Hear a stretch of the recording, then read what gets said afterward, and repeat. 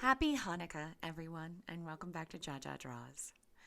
I think it's a truism that most artists really love trying new media. I have been watching Mariah Elizabeth and her Squishey makeover series for a while now, and I just could not resist the opportunity to make over my own Squishey. So I got inspiration. I'll talk about that in a minute. And I picked out these three squishies. I think this used to be a space animal of some kind. It had a little doohickey on its head. It was definitely wearing a spacesuit. It's pretty squishy. I love it. I love how squishy it is. It's delightfully slow rising. I also selected a pet in a carrier. I'm fairly certain it's supposed to be a dog, but who knows? And then last but not least, I have this little squishy, which is a pretty common, the baby with a pacifier in its mouth, but I'm actually only using it for the bow. Off screen, I had done some repair on all of these squishies because I can't sit still when I'm watching TV. I'd fixed the ear on the dog. You can see I replaced it with something darker colored, and I'd done some trimming on what I thought was my little spaceman. So I got to work on it. I did a little more trimming of the seams, and I cut the handles off of the pet carrier because this was going to be something slightly different when I was done with it. And I have to say, this being my first time, it's pretty clear how one learns a lot through the practice of doing this. I cut the bow off the baby, and that's the last we'll see of the baby. She's gone now, and offered it to the dog because the puppy is going to be in a present. So let me talk a little bit about the inspiration for this video.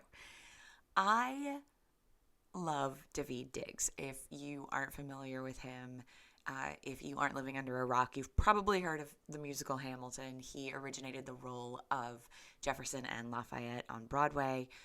He's also going to be Sebastian in the upcoming Disney Little Mermaid. And if you're not into lighthearted musicals or popular musicals, then maybe you've heard of the new TV series Snowpiercer. He's starring in that. Anyway, he's fantastic, and I adore him. He's super talented, and he's released a new Hanukkah song, and it's called Puppy for Hanukkah. And you guys, if you have not seen this video yet, I have to encourage you. I'll link it down below. You have to, when you're done watching this, go watch Puppy for Hanukkah. It's adorable.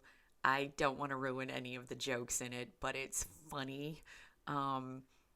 And it's super, super cute. And it's all about a kid who wants to get a puppy for Hanukkah. So I wanted to make a little creature. It wasn't going to be a human. Originally, I was thinking that this would be a sheep because I thought that space helmet scenario would make really good, like, fluff wool. So I was planning on making this a sheep, and that was going to be great. It had the little fluffy tail. And the sheep was going to be wearing a little sweater because one of the bits in the song is, the kid gets a sweater for one of the nights of Hanukkah instead of the puppy. And then I was going to redo the puppy to be the gift for Hanukkah, and that was my plan. So I got to work on it. I have watched enough Mariah Elizabeth to understand that the key to a smooth surface is to be patient and to work in lots of minute. What do I even mean by that? Lots of thin layers. That took so much more patience and finicky fiddling than I had ever realized it would. I do not know how she has the patience to get smooth working surfaces on 3 or 4 massive projects every time she does a video. But she does so many thin layers, and she gets these beautifully smooth surfaces, and it took so long, and I got so impatient. After probably 5 or 6 layers, I came to a sudden realization that my Squishy, which I had been planning on being a sheep, had feet. You know, sheep don't have feet, they have hooves. It was a problem. I didn't want to trim them. The feet were adorable, but they had feet. I was just really confused about what to do with this Squishy now that it couldn't be a sheep without cutting off its feet, which were adorable, and I didn't want to cut off. The other problem that I'd found was that I had not trimmed enough of the sides of the puppy because I was getting a lot of bumps. So I decided to go in and do that, and here's where I made a terrible mistake, and I learned the permanent lesson: always trim just a little bit at a time. Because, oh my goodness, have I made a terrible mistake here. That is a gash in the side of the puppy present that I have just gifted to future me to spend hours trying to smooth out and fill. I had to pull out some nail scissors to trim down the ear on the puppy. It was the extra ear that I had added in. It was not smoothing out well enough with the paint, so I had to get in there. And then I had to go back to filling in the new gash that I had made in the side of the puppy. Good job, me. So, back to my little friend that I was making. I decided that if I couldn't make a sheep, and clearly I couldn't because the feet were too cute to cut off, that I could just make a little Hanukkah monster. Like, it doesn't have to be a real creature. It can be a Hanukkah monster, and I can design a Hanukkah monster however I want. With that decided, I moved in with a goodwill and kept going with all those bajillion layers of white puffy paint to try and just smooth everything out. I did not do them all on camera. I pop back in here and, oh, look, it's magically done. I want to take a minute here while I'm popping open this blue to talk about the fabric paint that I have. It's from Folk Art, and y'all, that stuff is thick. Watching Mariah Elizabeth, I had never realized how different it was from acrylics. It is, it's like putting pudding on your squishies. I went in first with a layer of the blue straight out of the bottle, but it was really, really dark. So I lightened it up with some white, and that was when I realized how desaturated that color is. Called brilliant blue, y'all, but it's super desaturated. As soon as I added white, I saw how gray it was. So that was sad for me. I really wish I had a more vibrant blue to work with. But instead, I have my desaturated blue. And it wasn't terrible for like a holiday sweater. I guess not many people wear like actual brilliant blue holiday sweaters. But as you can see, I went in for orange and yellow for my little Hanukkah monster, who I've decided to name Maccabee the Monster. Hi, Maccabee. I love you. And originally I went in with a intense orange on the face and hands and feet, and then yellow for the body, but the orange was just contrasting too much. It was too bright. It made the entire thing way too shouty. So I blended that with the yellow so that what we have is the basic yellow and then an orangier but still yellow color for the face and the ears and the hands. And then I put a little gradient on the top because, you know, for me, the yellow and orange really represents the flame on the candles that are burning. So I wanted to do a little gradient so it wasn't just solid yellow in there.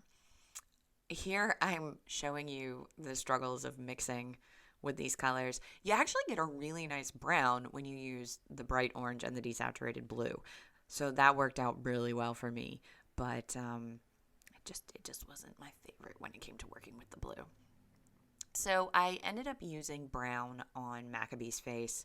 I was, you see me there trying to draw with the pencil because I thought, oh, I'll mark out the face before I go in with paint. No, that was not to be. So I used brown on Maccabee's face because I thought that would go better with the color scheme than black. I thought black would be a little bit harsh. And y'all, I was so nervous doing this. My hands were shaking. I was like, I'm definitely going to mess this up. I'm going to place something weird, and then he's just going to look like a deranged monster instead of an adorable monster.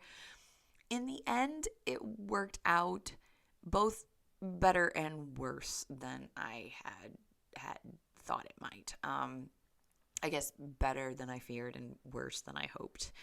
The eyes I tried to go back and fix and make a little bit lighter and a little bit larger on the outside edge, and I think I probably ended up making a mistake working on that and trying to do that. But he didn't end up looking deranged, which is great. But the thick paint and working with the daughter to try and get some detail just seemed like too much for me in the end. So I went with a very simple face. I ended up dotting his little sweater with white. So here he is, my little Maccabee monster. And I have to say, I know he's a little janky, as squishy repaints go, but I'm really happy. I feel like I got a relatively smooth finish. He's adorable. He's still got a little slow rise squish, and he looks happy. He looks like he's super enthused because, yes, he got a puppy for Hanukkah. And that's our little surprise puppy for Hanukkah. She's in her blue and silver wrapping paper, and y'all, I named her Monica because David Diggs says he'll name his puppy Monica because it rhymes with Hanukkah. So her name is Monica Diggs. You can still see that there's that crevice in the other side of the wrapping paper, but we just won't look at that very long. We'll let that go. She's got her little silver bow. She's squishy. She's got her multicolored ears. And Maccabee's so happy with his puppy. And he's so squishy. I don't know. I'm just really, really happy. There's something about squishies that brings out the joy in me. And I think the joy in everyone. And look at that little puppy. Who wouldn't want a puppy for Hanukkah? Monica Diggs. Thanks for watching, everyone. If you like, you can follow me on Instagram or Facebook. And certainly you can always like and subscribe here if you enjoyed this video. Have a happy Hanukkah. See you next week.